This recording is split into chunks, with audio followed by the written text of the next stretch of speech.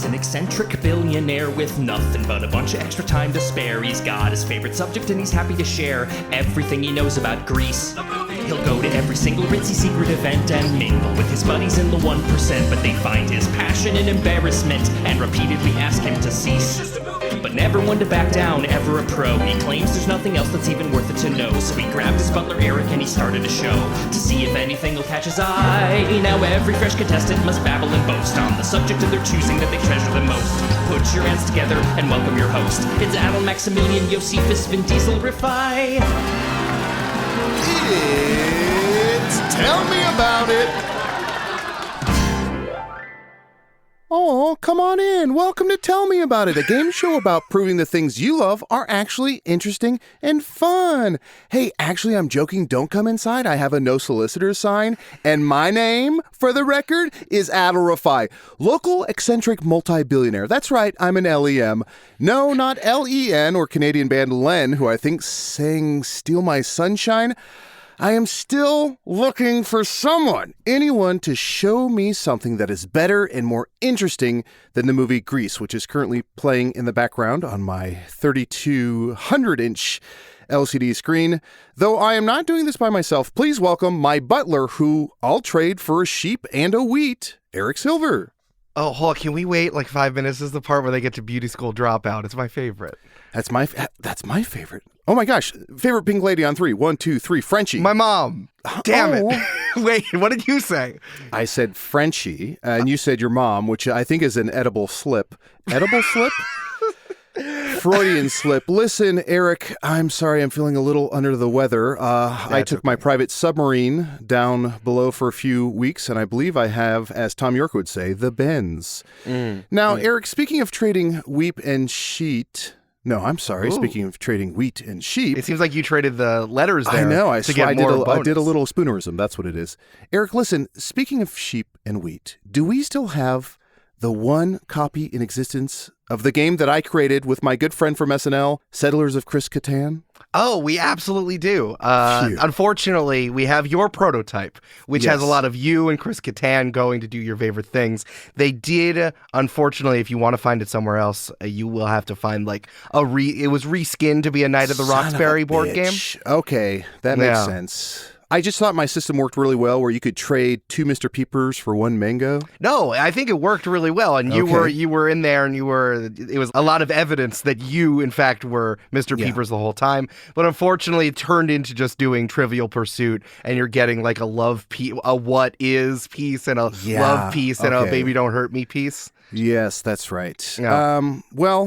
We'll let bygones be bygones. That guy needs a win, so we'll give it to him. Listen, Monkey Bone wasn't going to help him. He's still trying to get out of the hole of Monkey Bone. Of course. Oh, yeah. The hole of Monkey Bone, that's a hill, my friend, and that's a hill I'll die on. Second best movie after Grease. Well, actually, it's Grease 2, but after that, it's Monkey Bone. I heard that was going to be the Grease 2 of Monkey Bone, hole of Monkey Bone. I mean, if my donation has anything to do with it, it will.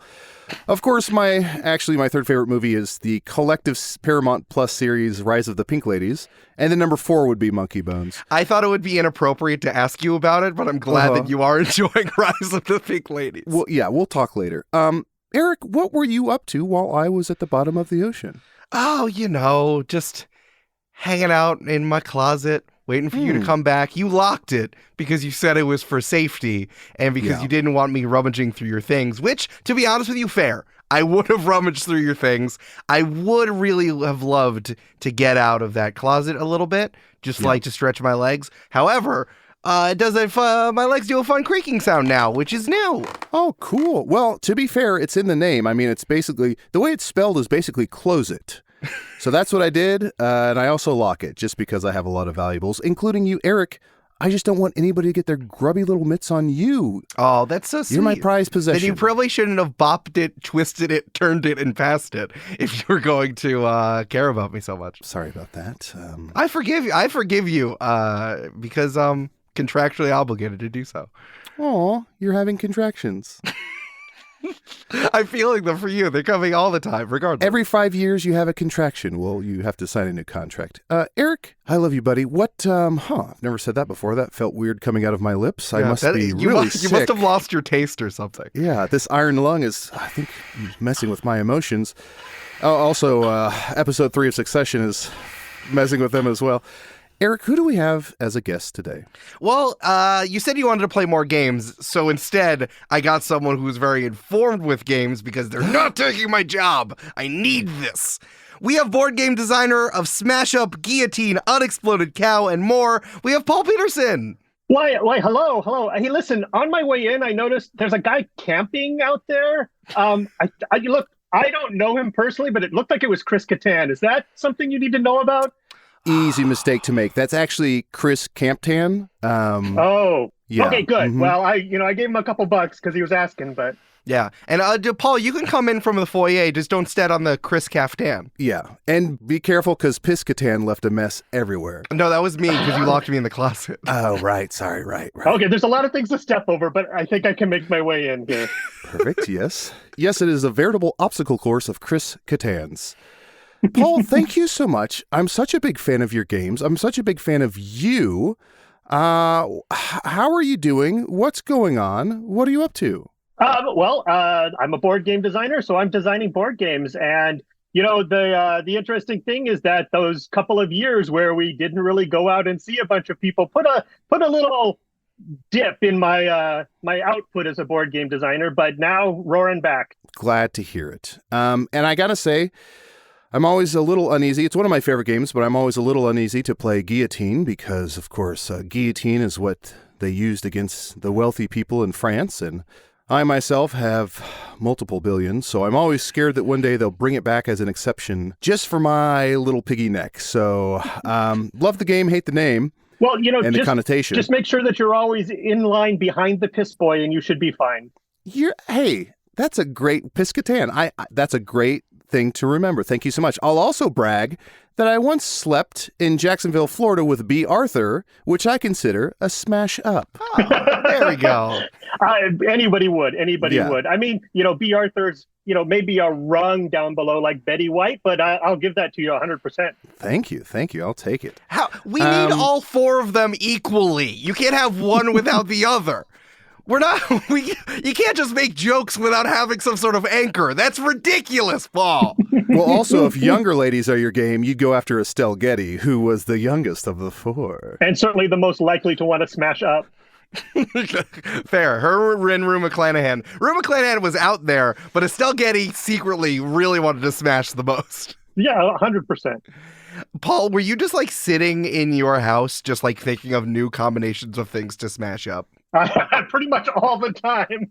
I mean, we're at over 60 or 70 factions now, so we're constantly on the look for something that we can add into it that still seems fresh for people. So, well, say no more. Something that I've had Eric make me for breakfast the last year or two is a smash up, if you will, of soup and cereal. We call it cereal or coop. I think that'd be perfect. I'll make a soup faction right away. Thank you Honestly, so much, Paul. We please do. Outside of, hey, I'm stopping the podcast. Paul, please do that. Okay, we're back in the podcast. Get a little battle between Trix Rabbit and one of the soup icons, or the Lucky Charms guy and one of the soup icons. We haven't done cereal. The two newest expansions are 80s movies, and then the one after that is, I think, 90s cartoons. So it's like the first one's like action heroes and Back to the Future and things like that. The second one is based on like G.I. Joe, Gem and the Holograms, Teenage Mutant Ninja Turtles. Paul, oh my God. 80s movies. Did Grease 2 make the cut? Be honest with me. Grease 2, it was there. I think we'll make it as a secret faction. Oh, yes. Because we absolutely need a bomb shelter where if you take a male and a female character in there. Yes. Let's do it for our country, Paul. Let's do it for our country. For the red, white, and the blue. I will go on Amazon and pay $6 just for that one card. It will happen. I have an expense account. I'll do it for Adal. Also, right. Mr. Rifai, I'm slipping you a piece of paper that says Lucky the New England Chowder. Ooh, yes. Just slipping that to you so if you want to much. say that. Also, isn't Campbell's, isn't that like a little kid in like a little sailor outfit with a lollipop or something? Campbell's, is that right? I thought it was like a little whited out chef, almost like the doughboy, but like a chef running or something. Maybe I'm thinking of it entirely wrong. In my head, I didn't think of mascots. I was just like, it would be so funny if someone was like, I play Italian wedding soup. That's right. No, my gazpacho counters you. And Paul, if you are looking for even more smash-up ideas, might I offer the original Grease movie plus Look Who's Talking? Just to get the crossover with John Travolta? Absolutely. Yeah, that would be good. We should just do a John Travolta one. I'm trying to remember if the king of our disco faction is John Travolta, is an image of a John Travolta-y character. But like just a John Travolta faction, you could go a lot of different ways with that. Absolutely. Give your opponent Saturday Night Fever, something with Battlefield, something Earth. We'll figure it out later. We'll drop some contracts. Rubber hose, thank you so much. I will also buy a single card for $6 of Adele Dazeem, if possible. Wickedly talented. Eric, speaking of wickedly talented, why doesn't your wickedly talented ass take us over to round one? Oh my God, you're so nice inside of that iron lung. Maybe it's pressing down on your body and your blood flow is all messed up. Let's go to round one. I think the repetitive is probably just relaxing, so... I think I'm in a Zen state. Let's go to round one. Paul, just tell me about it. I have 10 foundational points about board games here that I've sourced from Wikipedia and a little bit from Board Game Geek, just to give you a little bit of a hint. All right. Can I tell you, the crossover between Wikipedia editors and people who care about board games seemed to be high because this was a very long article. So I have a lot here, but it is still distributed around 10 points. And you'll still be able to get a point for each one of these you hit as you talk about your topic for 5 minutes. Eric, if I may, a lot of Eugenes working in Wikipedia and board games. It feels that way. For all the grease heads out there, you'll get that. And as always, Paul, you can get extra points, according to what Mr. Rifai says, if you make this interesting and cool. I'm going to put 5 minutes on the clock. Paul, are you ready? I guess I'm ready. I'm very scared of this round, but let's go. Go ahead. All right, so board games. Well, board games are one of the oldest ways for people to get together and interact. They've been around for a very long time, but like the earliest ones were, I don't know, like the game of Ur from the 6th century AD, but then into the Egyptians, and then the first card games actually came out in China. There were trick-taking games, which actually is like one of my favorite modes of playing. I love trick-taking games, hearts and spades and bridge and all of that stuff. I think board games are really interesting because there's a huge range of them. Like when you're a kid, you play Candyland and things like that, and that gets you sort of like hyped for competing against other people. It's ways to compete against your friends and your family in sort of a safe way. But at the same time, you can, get into fights and stuff, but it takes place on a board and it, prevents you from punching your brother, which is also an activity that kids love to do. The Wikipedia editors definitely added that in. It'd be like, I fucking beat up James. 100%. Don't forget about it. I mean, that is kind of the original game, right? Hit Your Brother is the original game, but yeah. Really, and you start as a kid and you play those games, and I think that right now we're in kind of and certainly over like the last 20 years have been in kind of a revolution where as kids growing up in the 70s, 80s, 90s, people played Sorry and Monopoly, and if they were really into things, they'd start playing chess, right? But then things started to change around that time, and the space of board games really started to open up with things like Acquire and things that were actually more engaging. And then as people got good at those, it sort of evolved into another layer on top of it, and you start getting games like Catan, and in the 90s, everything changes over to cards a lot with the introduction of like Magic the Gathering and Pokemon. And these are just like next level as far as, if you show Magic the Gathering to somebody who's used to playing Monopoly, their head's going to explode. But yeah, it was called my mom when I was in middle school. But as the hobbies get deeper and more involved in that way, it becomes more people interested in them being more involved that way. And nowadays, it still runs the gambit. You still get games like Love Letter, which is played with 8 cards essentially, and people trying to guess what's going on, up till like Twilight Imperium, which takes a day to play and requires a degree in mathematics to even begin to figure out the probabilities of everything you're doing. So I just think that the fact that it can appeal to that many people, and that it has created this set of people who are really good at digging deep into these more involved games, has created a lot of interest in it currently. I honestly think that things like escape rooms also kind of come out of this love of board games, as they use part of the same thought processes and things. You hear that, Eric? You were actually not locked in the closet. You were testing my very first escape room. Sorry, Paul, go ahead. No, that's fine. Did you solve all the puzzles? Yeah, there was only one puzzle in it, which is get the door open. And no, I didn't solve it. No, I'm sorry. Usually that only takes an hour. I'm surprised he gave you that much time to get out of it. I could tell from all the cameras that were set up, and he kept feeding me clues, but none of them helped. You kept eating them. That's fair. Feeding is a relative term, Eric. Sorry, Paul, go ahead. I also think that all of this interest has really not only created a revolution in the types of games, but in the games themselves and in the components. And, Monopoly had these little plastic houses, and now everything's like wooden little people in all of the games. But those are even getting more and more complex, and they're getting painted and in different shapes. And the boards themselves used to be just a flat fold-up board, and now some of them have punched-out places to put things and multiple issues and hexes and squares to put together to make games. I just think it's a really exciting time to be into these kinds of things. And I think that it feeds, especially like during the pandemic when everybody's just bored to tears in their house, the ability to play these games keeps your brain working, keeps you going, and keeps you connected with people. So. And time. How'd I do?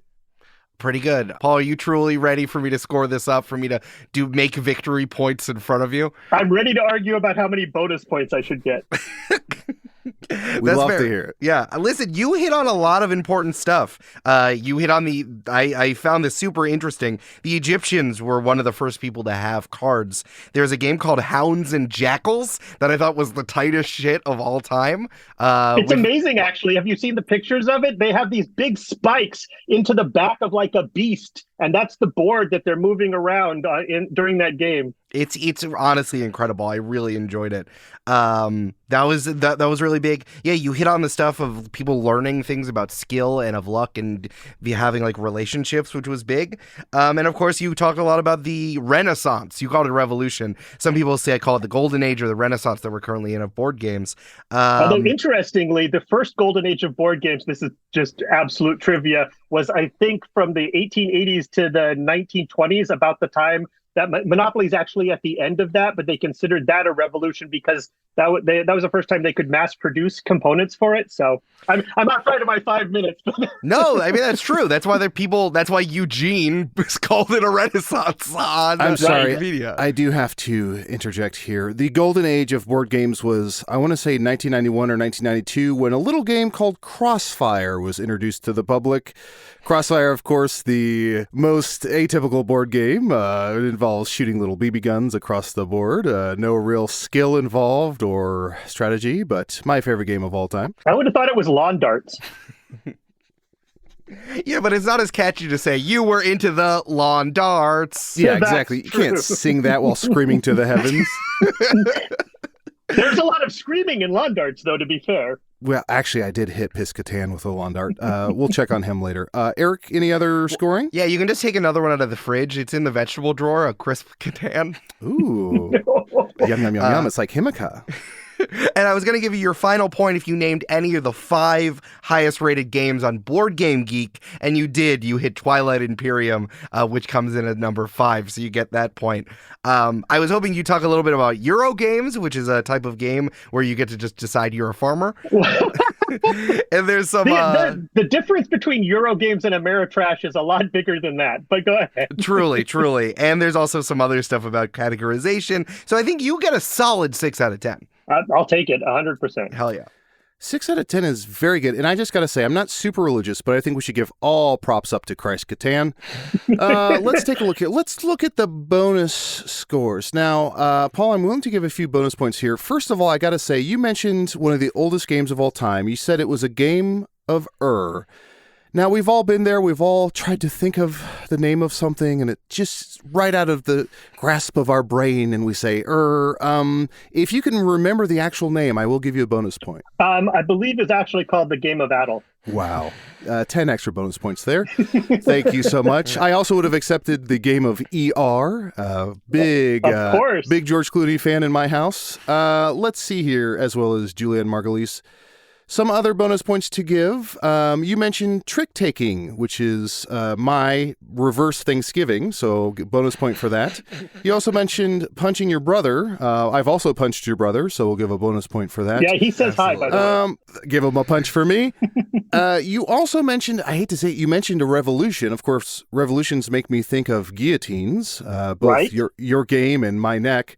So no bonus point there. I'm not going to remove a point. You also mentioned Monopoly several times, which I think means you agree with me that Monopolies are for the best. So 2 bonus points there for each time you mentioned Monopoly. Paul, you have to understand, when we have a D100 in the house, I have to scratch out the 1, so it's not the 1%. It's a 90. It's a different thing. Exactly. We don't want to upset Daddy. That's another game I like. Don't upset Daddy.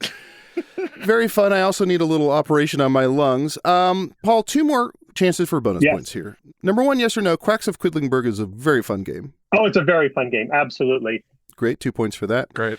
And then you mentioned the game Love Letter, which I enjoy immensely. Paul, what letter do you most love? What letter do I most love? Probably, I think I'm going to go with X, because it really doesn't get its props enough. Yeah. I mean, you got Professor, you got Scott Summers. Every adjective in the 90s. Yes, exactly. It's half of hugs and kisses. Absolutely. Thank you so much. Actually, what letter of the alphabet is X? Carry the 1, ask Eric, nudge Eric. Come on, Eric. What letter carry is the 2, X nudge Eric. Googling, Eric, please Hold Google. on. It's the 24th letter. 24. I knew just off the top of my head. So add 24 bonus points. 24 bonus points. Wait, of course, 24 starred Kiefer Sutherland. No, that's nothing. That's nothing? Okay. That's nothing. Sorry, I have to wind up your iron lung. Hold on. All right, here we go. I have opinions about 24, so we could have talked about that for a while. But it's not really board games, so let's move on. That's fair. Is that all the bonus points, sir? No, there's one more. Okay. Paul, you have exactly, and I mean exactly, 24 seconds to give your opinions about 24.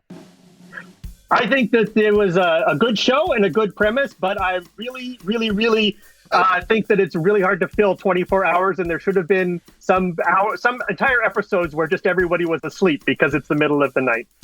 Damn, take that, he Fox. did it under 24. I will, okay.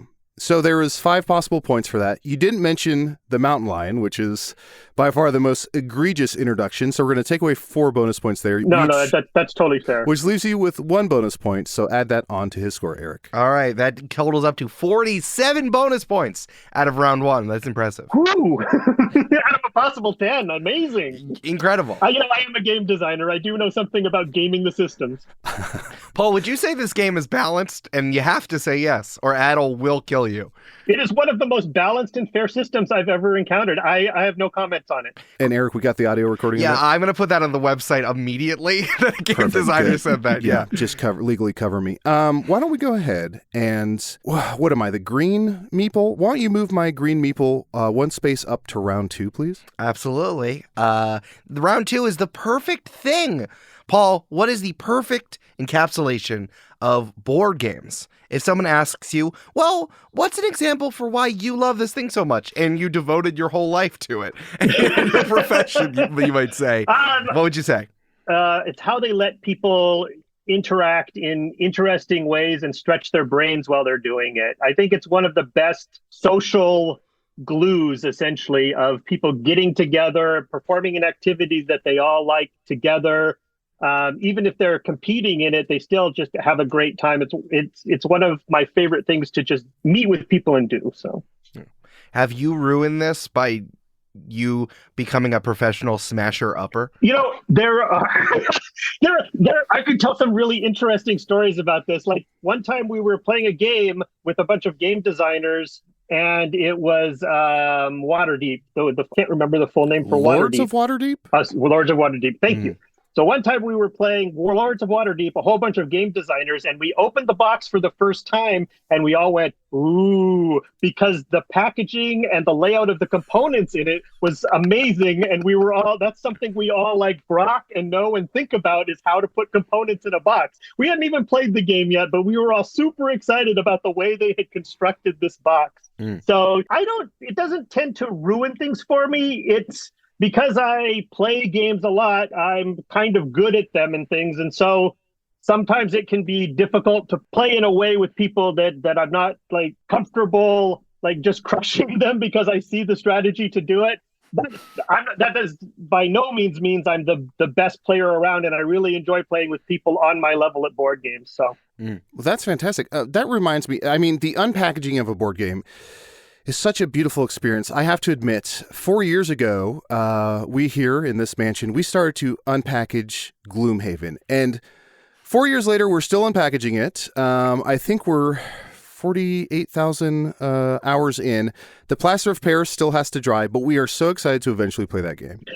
You're way ahead of me. I tried to get a group together because we thought if a bunch of us did it at once, it would go faster. But honestly, there were so many bottlenecks in that process. Yes, it's a long road to play a game. Can I point out? That's all part of the excitement. Yes, Eric. I would also love to point out Gloomhaven number 3 on Board Game Geek's best rated games. Right, that's recent. Actually, they were number 1 for a long time, but a couple other games have bumped them off. So, and I'm sure Frosthaven is quick on its heels. Now, the reason I remembered the name Lords of Waterdeep is because, oh Lord, I was deep underwater for the last few months. That's why I have the bends and I'm in this iron lung, we have to assume. At first, Eric accidentally ordered me an Iron Maiden, which hurt quite a bit, but rocked out real hard. I mean, if you're going to die with your boots on, right? Run for the hills, that's what I say. You're such a trooper. Thank you so much. What's that giant skeleton's name? Eddie, I believe. Thank you so much. Eric, what is the max number of points allowed in round 2? Round 2 can be up to 10 points, and I apologize for playing Pandemic Legacy with you, which put you in that iron luck. Thank you so much. Well, Paul, I'm going to give you, 10 possible points. I'm going to give you 6 points, but I'm going to give you a chance to make up the other 4. Here's how we're going to do this. Of course, one of the best games of all time, not just Crossfire, but Scattergories, every board game geek's favorite game.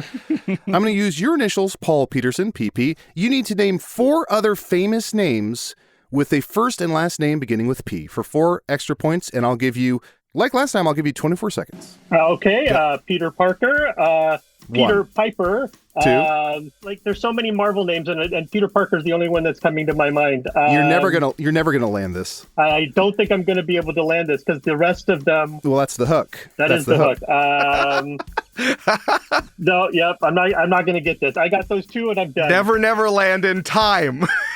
Time. A million of them actually. There's almost all Stan Lee names are 2 letters, and so many of them are PP, and they just fled my brain. I said Smee, and I should have said TikTok.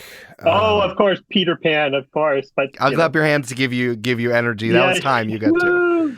Now, Paul, that was, I believe you got 2, which was Peter Parker and Peter Piper. For an extra bonus point, Paula Poundstone? She falls asleep on stage too much. I just forget about her. So we won't give you that point. No. But for another extra bonus points possible, if you can say the entirety of the Peter Piper picked a pickled peppers poem, we'll give you an extra bonus point. Oh my goodness. Okay. Peter Piper picked a peck of pickled peppers. If Peter Piper pecked it up, I already screwed it up. Oh well. Half point. Peter Piper picked a peck of pickled peppers, how many peppers did Peter Piper pick? We'll give you a half point for that. Also, Stan Lee wrote me a bespoke version. Peter Parker's uncle died. Aunt May Peter Parker. It's not very good. I paid $250,000 for that. And then he died, so I cannot get a refund. And then he said, "Hey, here's looking at you, kid." And I thought that was inappropriate. That was very inappropriate. Not to mention what Jack Kirby did to me. He Kirby stomped me.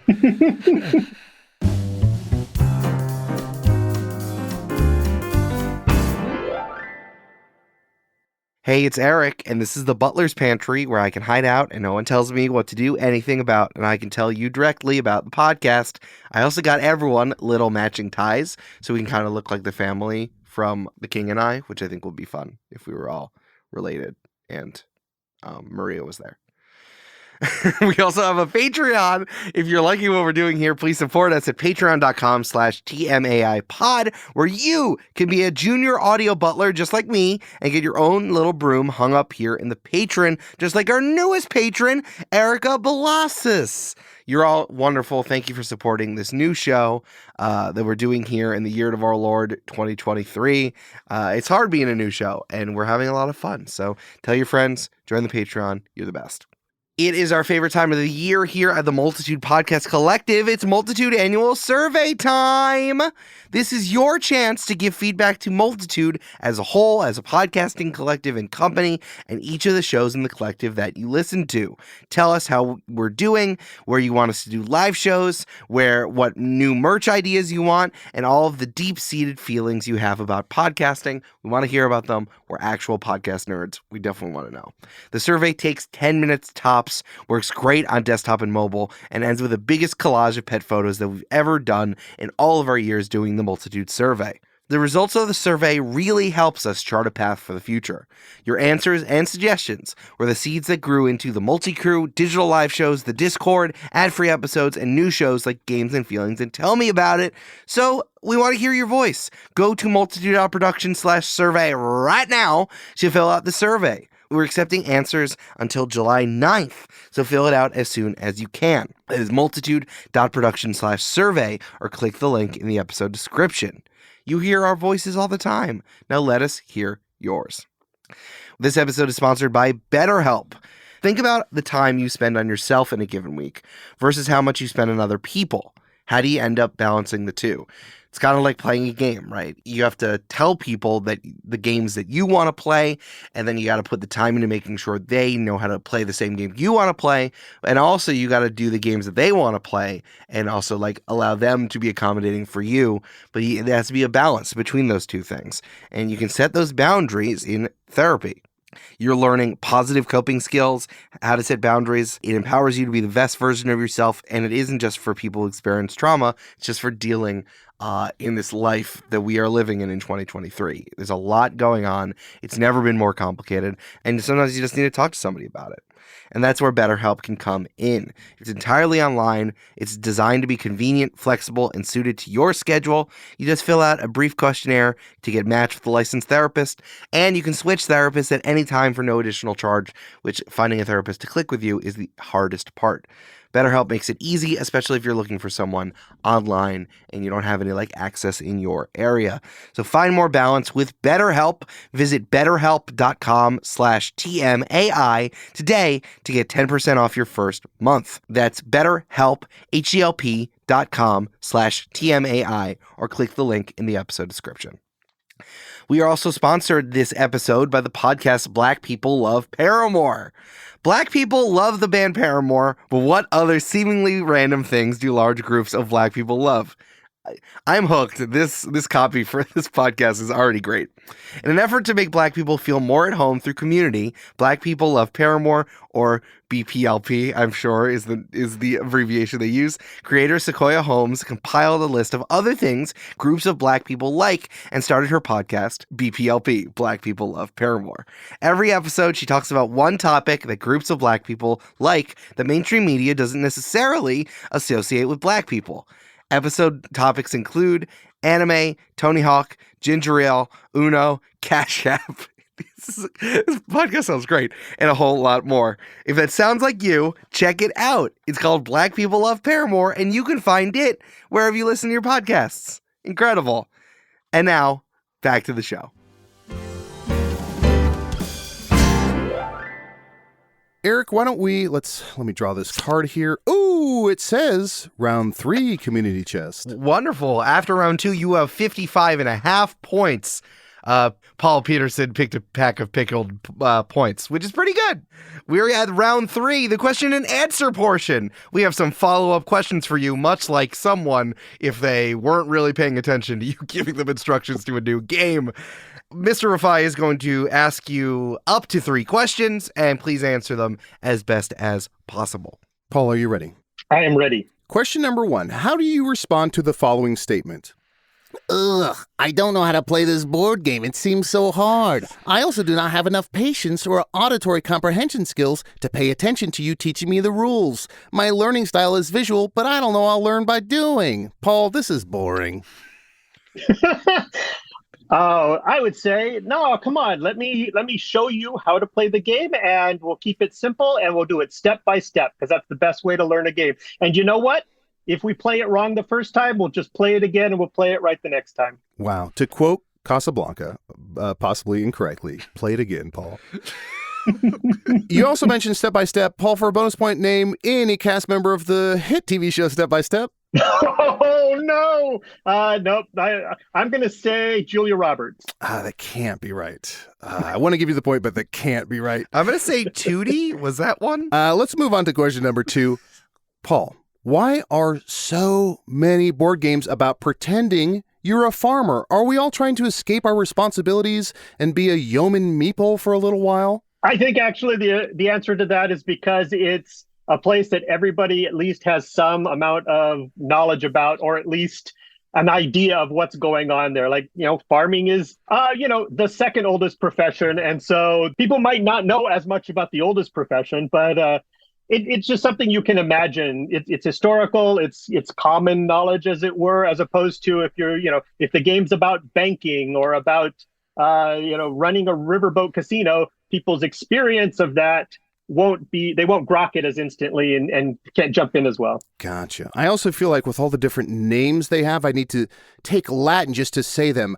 Carsacone, Agricola, Lifey. That's why they're called Euro games, right? Oh, I thought that's because they took 3 steps in the paint. Those are all characters on The Sopranos, right? Oh, yeah. One of my favorites was Life, who came on over from Italy. I think had an affair with Carmela, my favorite candy bar. Yeah, Carsacone, he dies in the first season, right? Oh, yeah. He was replaced by, I think it was Checkers in the second season, right? Yes. They had the black and white hair, the wings. Right, totally. He could do the twist. Paul, third and last question. Can I judge people based on the color/piece they choose in a board game? Only in a positive way. You can applaud their selection, but other than that, I would never choose to judge somebody based on it should really be about the content of the rules and not the color of the meeple. Wow, that's beautiful. And I want to thank you for at no point staring at or commenting on my full-size silver top hat from the Monopoly game that I had made. It is crushing my neck, but the iron lug is offsetting some of the weight, but I think it looks good on me. I think I was a little distracted by the full-size silver terrier that you have sitting next to it. Oh, yes, old Chompy. He hasn't been the same since we dipped him in silver. You told me never to call you Uncle Moneybags, and I still refuse to. Last prize in the beauty contest. No! Hey, I'm only running against myself. That's rude. That's just rude. Adal, I've always heard that you had a monocle, but I don't see you with one now. Is this something that's not really common knowledge? Well, I did. Thank you, Paul, for asking. I did have one up until my very good friend and second cousin, Mr. Peanut, died. And then I felt like it was in bad taste to continue to wear mine. I thought it had something to do with when Nelson Mandela died in prison. Those are the same people that refuse to learn the rules of a new board game. You mean Nelson Mandela? Oh, yes, of course. No, totally. I had forgotten because that was when he and a bunch of other prisoners were taken from prison to prison, dropping one off each time as they went. Yeah, but if they land, they were actually able to break the other prisoners out of jail. That's the whole point. Well, yeah, that was the whole point. Is at the end, the last one. The guards were so tired from taking them all around that they'd get to the last point, drop the prisoner off, and they would all break out of there. So, if only games could make learning fun like this. I do my best. Well, Paul, you absolutely did your best. Eric, I don't know if I can say the same. Sorry, I don't know why I'm turning rude again. Eric, where does Paul sit? Oh no, there's a pun here, and I don't know. It's been so long. I was trapped in the closet so long, I thought I missed it. Or are you just asking a regular question? I'm all nervous now that you're mean again. The answer is in a chair. Oh. Now let's go ahead and figure out what his score is. Oh, thank you. Well, this round is also 10 points. How did Paul do? We're going to go ahead and give Paul a total 10 out of 10. Yeah. He made learning Just fun. like Bo Derek. Oh, he made learning fun, and I enjoyed that. Yeah, just like Bo Derek did. Yeah. Well, that actually makes me really happy because I was going to go running on the beach later anyways, and I've got my hair all in these braids. It's a perfect day now. Finally, the perfect smash up. Baywatch and board game designers.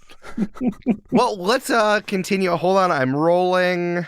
And then that was my before action phase. And then in my action phase, I'm moving some soldiers. And now in my counting the rounds phase, we're at round 4, which is the Wheel of Extraordinary Challenges. Ah, yes, this is my dominion. This is my cribbage. I've instructed my manservant Eric to prepare a few wacky minigames here to test your intellectual and creative mettle. Eric, what do we have today? We have Board Game That Name. Paul, I have names from the board game name generator on fantasynamegenerators.com. And you will have to tell us what game it is just based on the name. These are made-up games. I want you to make up the games of what the title is just from your consummate experience. No problem at all. This is what I do. No. You get plenty of points if you amuse Adal, and we'll continue to flesh it out. And then Mr. Rifai, as an experienced, most dangerous game player yourself, please write a review for it on Board Game Geek based on your experience playing it. I got an invite to that. Is that coming up soon? Is that on your estate? I wasn't sure. Yes, it's coming up sometime soon. Sorry, I was a little distracted because someone called me Mr. Rifai. Not sure who that is. I am, of course, Dr. Rifai. That's rude. Dentist Rifai, DDS. Thank you so much. And I'm also running, if I may, just let me get on this soapbox real here. Ooh, with the top hat and the iron lungs, this is a struggle. I want to announce my campaign. I am running for president in 2024. My campaign slogan that Eric helped me come up with is Elect Rifai. Now, if you say that pretty quickly without the space in between, that is, of course, electrify, which is what I'm going to do to the nation. Let's electrify America. That's what Thomas Edison wanted to do, too, right? To those elephants? Yes, and the elephants unfortunately never forgot, which is why they took all his patents and put it in their secret little graveyard. And hey, elephants, if you're listening, we will find that graveyard.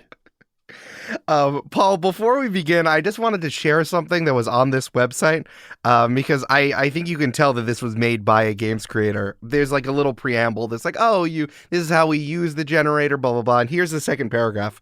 Note that it's possible to find a name in this generator that might actually already belong to an existing game. With thousands of games out there and hundreds more being released every year, it's impossible to keep track of all this in order to keep this generator up to date. If you're looking for a name of an official game on your own, it's best to at least do a Google search to check the name has already been taken.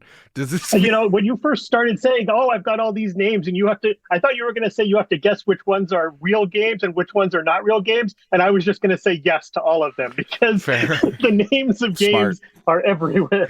If any of these is a real game, please tell me and you'll automatically get a point. Okay, if I know, I will definitely let you know. Yeah. I will tell you also to watch out because I did throw in a French name because you can do either English or French names of board games. Again, with the French, do we want me to keep my neck? J'accuse. J'accuse. All right, is everybody ready? Yes. Always. Wonderful. All right, for number 1, Paul, what is the game called The Shattering? The Shattering. Mm-hmm. That's a great name for a game. The Shattering would probably be each of the players there. They're scrabbling for the pieces of a broken mirror, and then they're going to fight it out in the arena. Wait a second. This is the saddest Hunger Games I've ever heard. No, absolutely. Okay. So you throw the mirror in and everyone needs to grab a piece of cut glass and stab each other? Yeah, that sounds great. Are we recreating it or is it truly like you get a box and it's like, here's a mirror, you can only play once? It depends on where you live. Here's what I'll say, and this is no joke, this is no lie, this is no fib, no cap, as the kids might say, dead ass real. My mom and her sister, when they were kids, used to play a little game. What they do is smash open a thermometer, roll up the mercury, and roll it around on the floor, passing it back and forth. Oh my God, that's a better game-ish. Mm-hmm. She told that to me in the car one time, and my face was frozen in horror. It's all about education, isn't it? Can I get an expansion pack that includes a little bit of Mercury? How much is that on Amazon? Like $19.95? I'd pay for that. Well, I think the Mercury was discontinued. Oh. Beautiful car, though. Beautiful car. Oh, it was the monarch of cards, I think. Paul, anything else about The Shattering? You know what? I think that it's probably just a recreation, and maybe it's like a horror movie. Actually, maybe you say Candyman 5 times, the mirror breaks, and then you have to pick up a piece and go after Candyman. Oh yeah, like a Ouija board style. Right. I love that. All right, Mr. Rifai, your review on Board Game Geek, please. My review is: cut fingers so bad can't type. Do not play.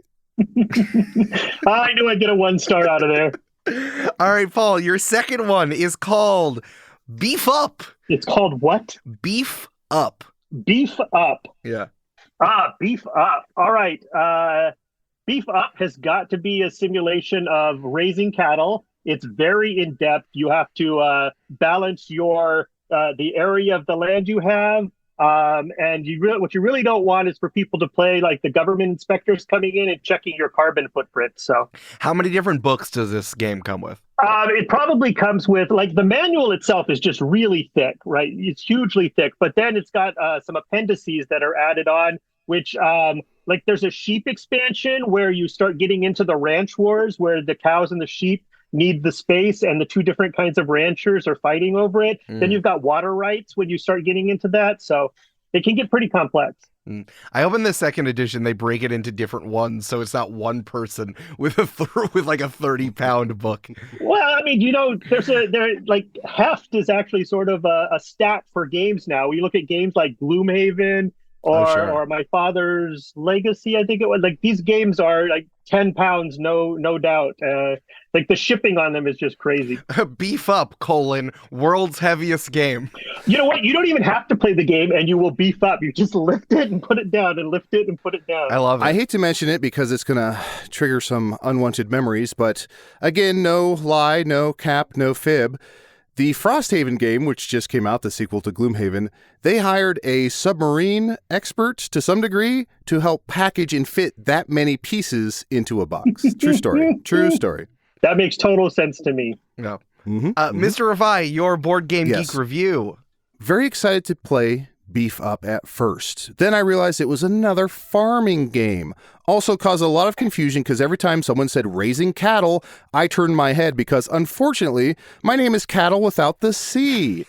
Hated the branding that had to occur. My arm and scab is still healing, but I will say picking up that thick manual actually caused me personally to beef up, and my Welsh friends loved the sheep expansion.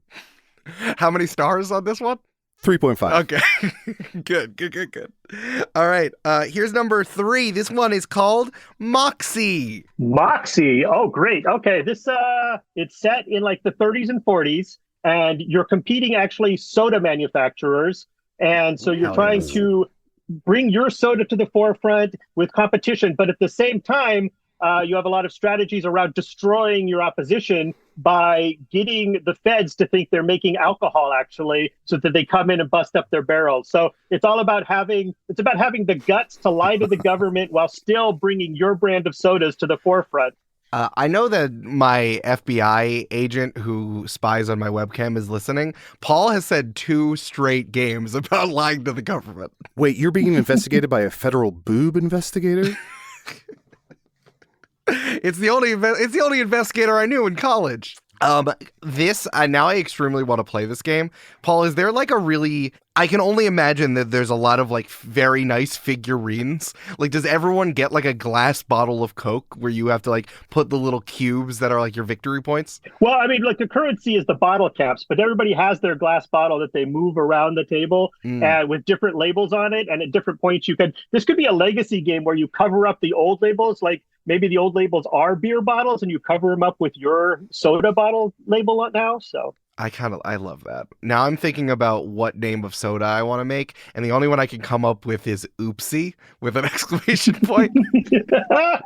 I drink it. I'd totally drink Oopsie. It's like a yellow orange. Mm-hmm. It has more cadmium in it than anyone should consume in their entire life. No, in fact, that's the branding on it, is now with more cadmium.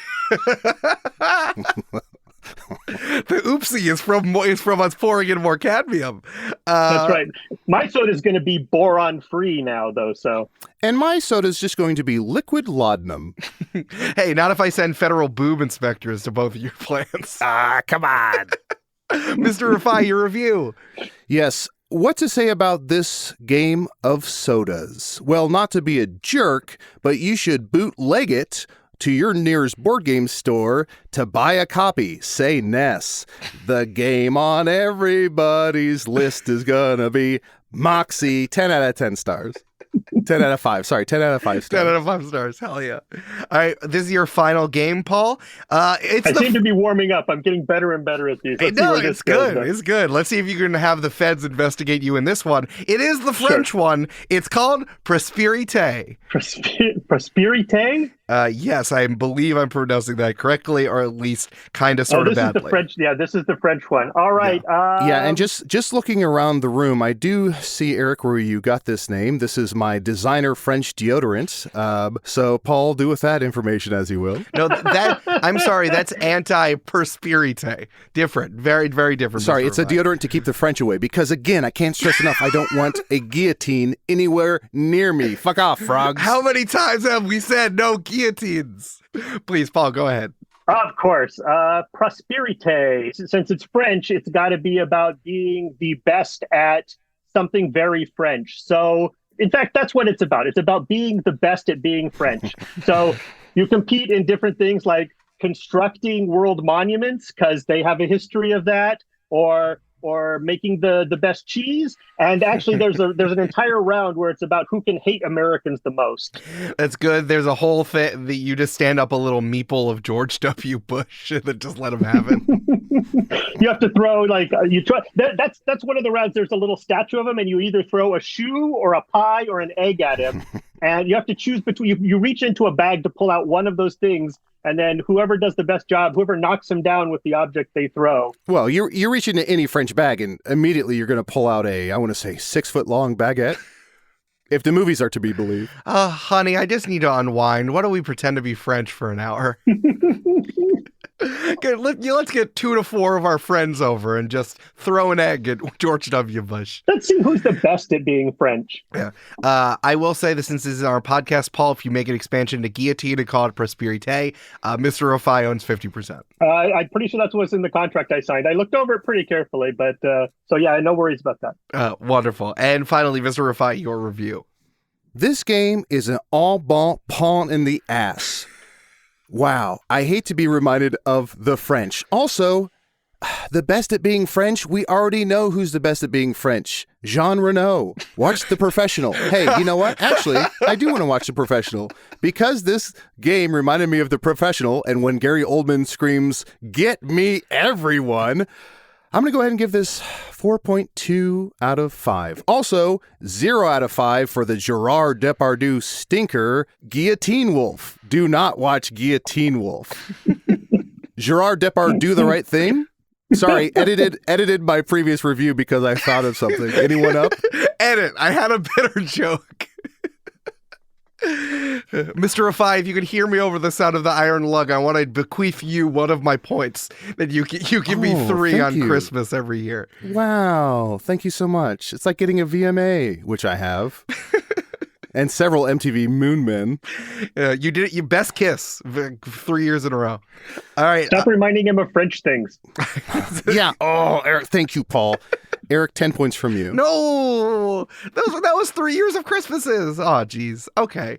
Well, Paul, you've made it out of round 4. Mr. Rifai, what points can we award to Paul? So let's see the score here. Well, Paul, you made up and created 4 games. I very much enjoyed most of them. Even the French one I came around to at the end. So let's go ahead and call this 4 games, originality, French. The shattering Candyman is at my door, but he's dating Bloody Mary. Let's go ahead and say 33 points. 33 points is wonderful. That brings you up to 98.5 points. Very good, Paul. Hold on. 98.5 was my favorite college radio in Ohio.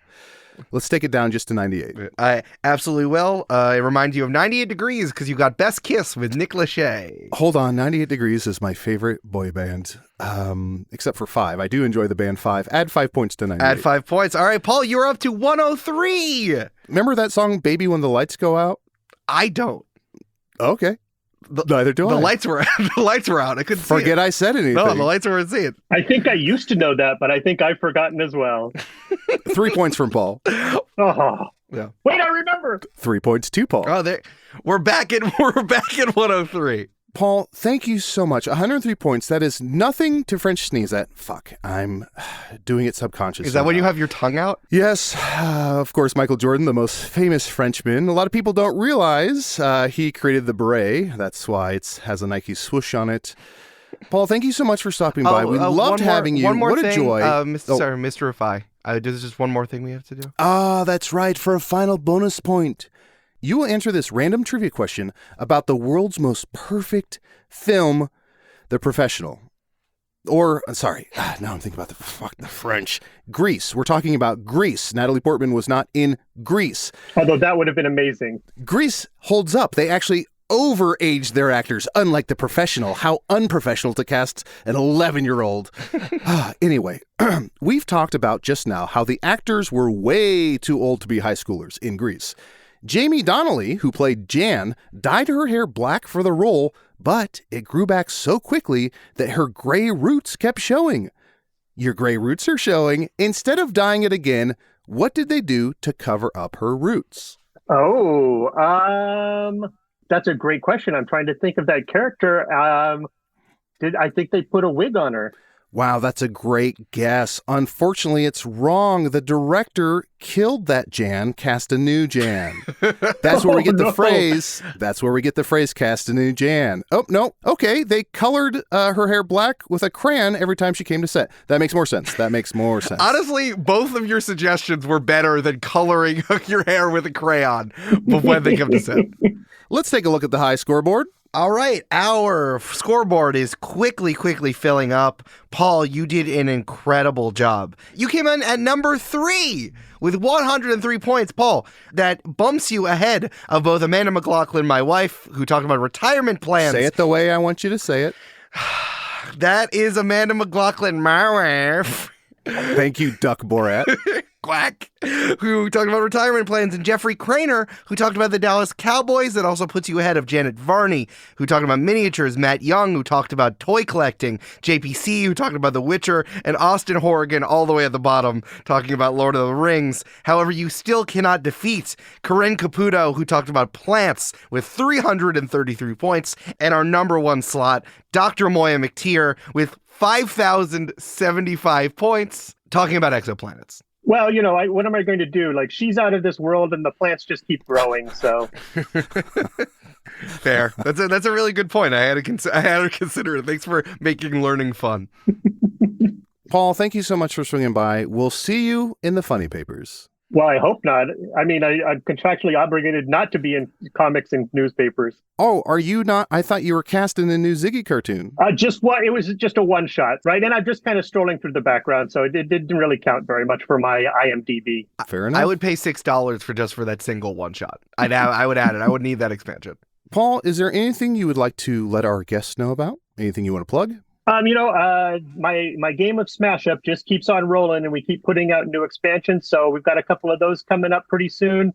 And I've got some other things in the work, but nothing that's ready to announce. Just, more games. Perfect. I can't wait to play more of your games. That's all for this episode of Tell Me About It. Tune in next week for more Jean Reno. Nope. More Gary Oldman.